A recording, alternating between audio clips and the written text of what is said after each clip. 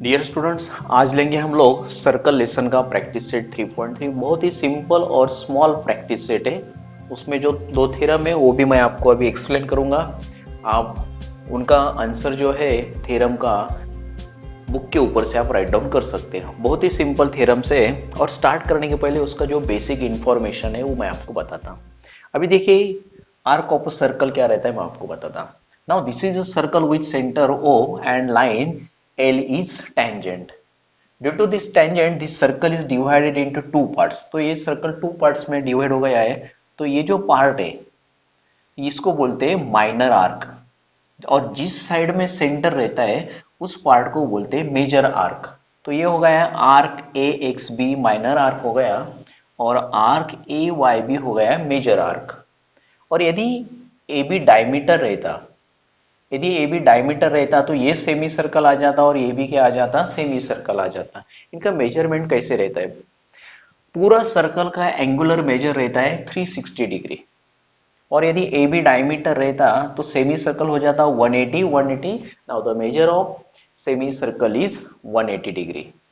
तो माइनर का कैसे हो जाएगा? The measure of minor arc is less than 180 and measure of this major arc is greater than 180। अभी माइनर आर्क का मेजरमेंट कैसे रहता है देखिए। अभी इस फिगर में देखिए, आर्क एपीसी क्या है? माइनर आर्क है, और ये जो आर्क है ये क्या है? मेजर आर्क है। तो माइनर आर्क का जो मेजरमेंट रहता है equal to corresponding central angle रहता है। Therefore the measure of this arc APC is equal to central angle ABC is equal to theta. अब इसको सेंट्रल एंगल क्यों बोलते हैं? If the vertex of angle lies on the centre of the circle, angle ABC का vertex B जो है वही centre of the circle है।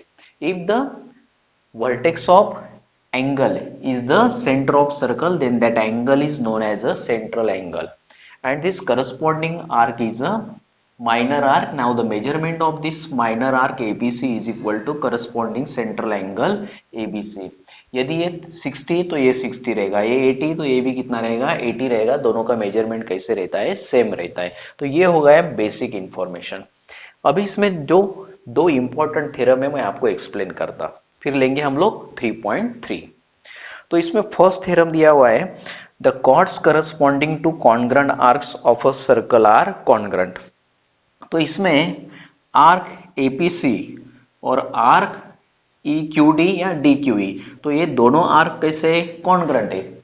तो यदि ये दोनों आर्क कॉन्ग्रेंट होंगे तो उनके करस्पॉन्डिंग कॉर्ड्स आर कॉन्ग्रेंट, ये प्रूव करना है। तो ये आर्क के करस्पॉन्डिंग कॉर्ड AC है और आर्क DQE की corresponding arc DA।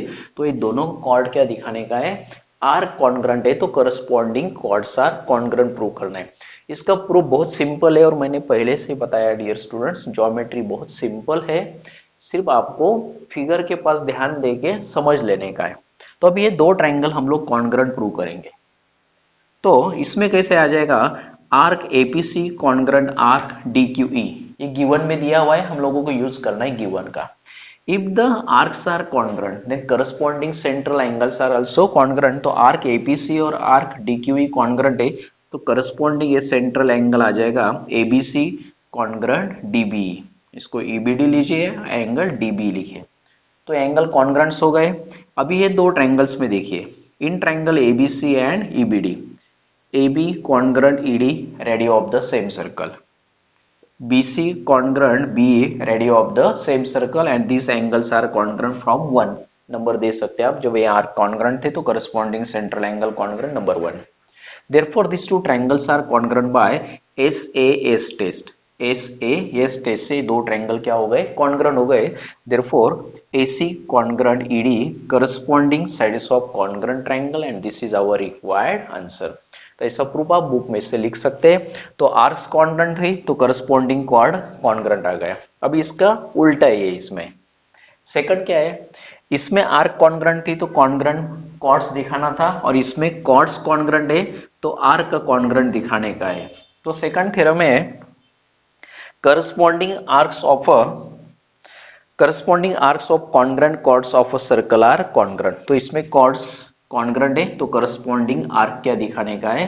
Congruent prove करना है। तो गिवन में chord PQ congruent chord S R है, तो प्रूव में क्या है, this arc P M Q is congruent with this R N S. Same proof है। अभी हम लोग यूज करेंगे गिवन का। तो गिवन में क्या दिया हुआ है, chord P Q congruent chord S R. अभी सिंपल है, दोनों ट्रायंगल हम लोग कॉन्ग्रेंट प्रूव करेंगे जैसे यहाँ प्रूव किया था।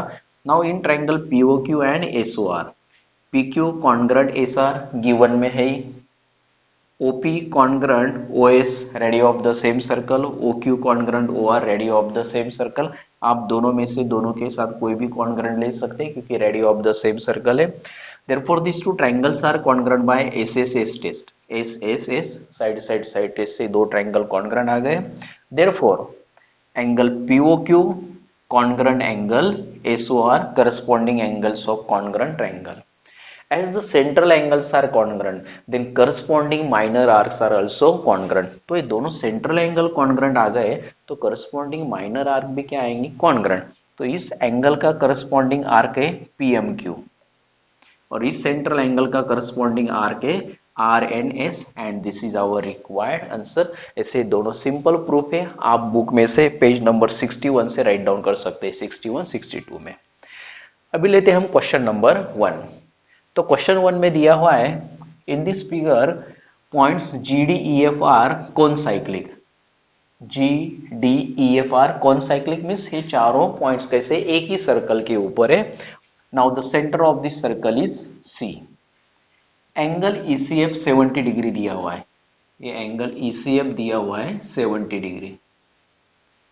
Then after major arc DGF is 200। DGF ये जो आर्क दिया हुआ है ये दिया हुआ है 200 डिग्री मेजर आर्क है। तो सबसे फर्स्ट फाइंड आउट करने का है आर्क डीई। तो आर्क डी फाइंड आउट करने के पहले हम लोग क्या करेंगे, डी फाइंड आउट करने के फर्स्ट ईएफ फाइंड आउट करेंगे। क्यों, तो ये minor arc EF is equal to the corresponding central angle ECF आ जाएगा। इसलिए major arc EF is equal to corresponding central angle ECF is equal to 70 degree आएगा। इसको रीजन लिख सकते हैं आप, definition of minor arc. Definition of minor arc मैंने पहले ही बताया है कि measure of minor arc is equal to corresponding central angle. तो यह लिखेंगे आप डेफिनेशन ऑफ माइनर आर्क।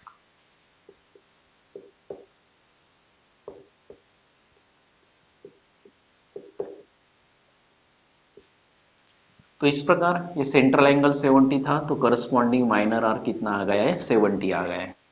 अभी सेकंड पॉइंट बहुत ही सिंपल है, तो हम लोगों को फाइंड आउट करना है आर्क डी। तो अभी ये देखिए फर्स्ट आर्क डी, सेकंड हो गया ईएफ और लास्ट ये है डीजीएफ। तो तीनों मिलके पूरा सर्कल होता है और the measure of total circle is angular measure of circle is 360 degree. तो तीनों का सम लेंगे हम 360। तो ये arc D, measure arc DE plus ये फर्स्ट डी हो गया, ये सेकंड ले लेते हैं आप ईएफ और रिमेनिंग है ये आर्क है जिसको डीजीएफ कहा गया है। DGF is equal to 360। तो angular measure of circle is equal to 360, ऐसे आप रीजन लिख सकते हैं। तो डी फाइंड आउट करना है, तो ये D as it is plus EF calculate किया है हम लोगों ने 70 फ्रॉम 1 और डीजीएफ दिया हुआ है 200 इज इक्वल टू 360। तो रीजन आएगा फ्रॉम 1 एंड गिवन। तो फ्रॉम 1 ये 70 था तो ये 70 है, गिवन में ये 200 है डीजीएफ और फाइंड आउट करने का है D. Therefore major arc D plus ये दोनों का सम हो जाता है 270 is equal to 360। Therefore major arc DE is equal to plus 270 हो जाएगा यहां माइनस 270, तो ये आ जाता है। तो मेजर आर्क डी आ गया, सब्ट्रैक्शन आ जाएगा 90 डिग्री। अभी लास्ट फाइंड आउट करने का हम लोगों को डीईएफ, मेजर आर्क डीईएफ। तो देखिए फिगर में से DEF यानी कि DE plus EF, measure arc DE plus EF, reason लिख सकते हैं आप, angle addition property of arc. तो D अभी आया हुआ है 90 और EF फ्रॉम 1 था 70, तो 90 प्लस 70 आ गया 160, तो रीजन लिखेंगे फ्रॉम 1 एंड 2। तो 1 में ये 70 था तो ये 70 आ गया था, ये D आया था 90, तो दोनों का सम आ गया DF means D plus EF, दोनों का सम आ गया 90 प्लस 70 160। ऐसे बहुत ही सिंपल क्वेश्चन है, एक बार ध्यान देके आप देख लेंगे तो आपको कोई भी लर्न करने की जरूरी नहीं और अपना ज्योमेट्री सब्जेक्ट ही वैसे इजी। अभी लेंगे हम लोग question number 2 and question number 3।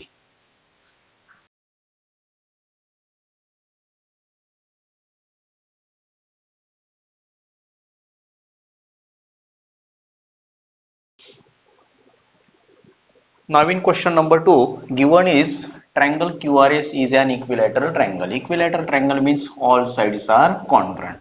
तो प्रूव करने का है arc RS congruent arc QS congruent arc QR and major arc QRS is 240 degree. बहुत ही सिंपल आंसर है डियर स्टूडेंट्स, इसमें यूज करेंगे हम लोग गिवन का। Triangle QRS is an equilateral triangle. Therefore, all sides of equilateral triangle are congruent. Therefore, segment RS congruent, segment QS congruent, segment QR. All sides of equilateral triangle are congruent. तो segment congruent means ये chords क्या हो गई, congruent हो गई। Segment means chords are congruent. Therefore आप लिख सकते हैं chord RS congruent, chord QS congruent, chord QR. And if the chords of circle are congruent, then corresponding minor arcs are also congruent. Therefore, if chords of same circle congruent, then corresponding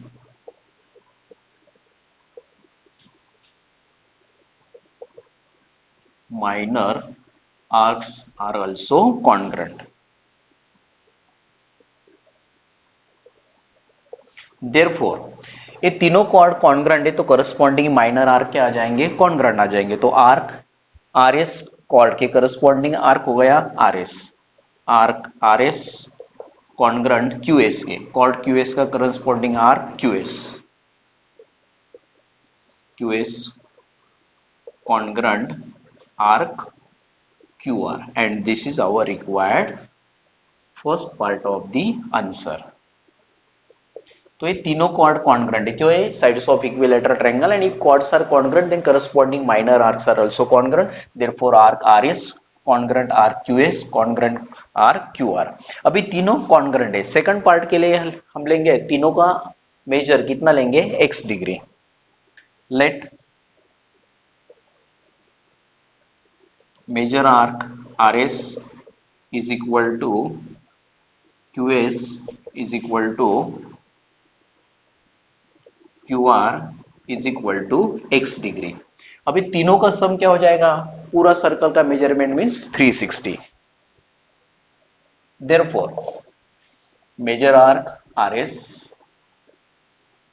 plus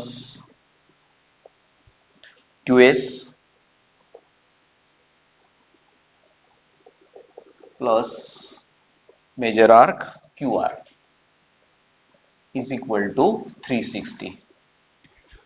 तो RS plus QS plus QR, तो पूरा क्या हो गया है, circle complete हो जाता है। Now the measure of circle is equal to 360। अभी तीनों को कितना ले लिया है, x ले लिया है, x plus x is equal to 360। तो इसको रीजन आएगा फ्रॉम 2, तो ये हो गया 3x degree, 3x is equal to 360 और मल्टीप्लाइड बाय 3 हो जाएगा यहाँ डिवाइडेड बाय 3, तो x इज इक्वल टू आ जाता है 120। तो x का वैल्यू मिल गया है 120। अभी लास्ट हम लोगों को फाइंड आउट करने का है, तो फाइंड आउट करने का है QRS। तो अभी ये QRS यानी कि दोनों का क्या आ जाएगा, सम आ जाएगा। QRS means QR plus RS। Measure arc QRS is equal to QR plus RS। तो QR भी x था और RS भी x था, तो x आ गया है 120। तो 120 plus 120 is equal to 240 and this is our required answer. ऐसे बहुत ही सिंपल क्वेश्चन था। तो फाइंड आउट किए QRS, 120 प्लस 120 आ गया 240। अभी लेंगे last question number 3। Question number 3 बहुत ही सिंपल क्वेश्चन है। गिवन भी दिया है chord AB congruent chord CD। तो हम लोगों को प्रूव करना है arc AC congruent arc BD। तो सबसे फर्स्ट हम लोग गिवन का यूज करेंगे chord AB congruent chord CD। तो इसको रीजन लिखेंगे गिवन। तो अभी हम लोगों ने थ्योरम लिया है if chords of circle are congruent then corresponding minor arcs are also congruent. If chords of circle are congruent, then corresponding minor arcs are also congruent। ये थ्योरम ही हम लोगों ने लिया है। Therefore यदि कॉर्ड AB और कॉर्ड CD कॉन्ग्रेंट है तो करस्पॉन्डिंग माइनर आर्क आ जाएंगे, कॉन्ग्रेंट आ जाएंगे। तो AB कॉर्ड है तो AB कॉर्ड का करस्पॉन्डिंग माइनर आर्क क्या है, ACB। Therefore arc ACB congruent arc. AB congruent है तो AB का करस्पॉन्डिंग आर्क आ गया ACB और कॉर्ड CD। तो ये कॉर्ड CD कॉन्ग्रेंट है तो CD का करस्पॉन्डिंग माइनर आर्क आ जाता है CBD। Arc congruent means major same आएगा। Therefore major arc ACB is equal to major arc CBD। Arc congruent means इनका मेजर क्या आएगा, सेम आएगा। अभी हम लोग इसको स्प्लिट अप करेंगे। ACB मीन्स क्या आएगा, AC प्लस BC आएगा। ACB means AC plus BC। देखिए फिगर में कॉर्ड AB था तो उसका करस्पॉन्डिंग आर्क है ACB। तो ACB means AC plus BC आ गया इक्वल टू। अभी हम लोग इसको CBD को स्प्लिट अप करेंगे। तो CBD भी कैसे आ जाएगा, measure arc CBD means BC plus BD आ जाएगा। देखिए फिगर में कॉर्ड CD था तो उसका करस्पॉन्डिंग आर्क था CBD। तो CBD means BC plus BD आ गया। अभी दोनों साइड से BC क्या हो रहा है, कैंसिल हो रहा है। आप रीजन लिख सकते हैं arc BC eliminated from both the sides. तो arc AC is equal to arc BD। Therefore major arc AC is equal to major arc BD। तो यदि आर्क कॉन्ग्रेंट है तो दोनों क्या हो गए, मेजर इक्वल है मीन्स दोनों कॉर्ड कॉन्ग्रेंट हो गए। Therefore arc AC congruent arc BD and this is our required answer. ऐसे बहुत ही सिंपल क्वेश्चन था। देखिए फिगर में AB कॉन्ग्रेंट CD था, chord AB congruent chord CD। तो करस्पॉन्डिंग माइनर आर्क कॉन्ग्रेंट आ गए। तो AB का करस्पॉन्डिंग माइनर आर्क था ACB और CD का था CBD। तो उसको स्प्लिट अप किए हम लोग। ACB means AC plus BC और CBD means BC plus BD और arc BC eliminated from both this side और हम लोगों को हमारा आंसर मिल गया। और डियर स्टूडेंट्स आपने चैनल सब्सक्राइब किया ही होगा और दोस्तों के साथ वीडियो शेअर कीजिए। लाईक का बटन दबाना ना भूलिए। विद्यार्थी मित्रांनो लाईकचं बटन दाबायला कंटाळा करू नका आणि चांगले चांगले कमेंट्स लिहा। तो नेक्स्ट वीडियो का नोटिफिकेशन आपको मिल जाएगा प्रैक्टिस सेट 3.4 का। Okay, wish you all the best.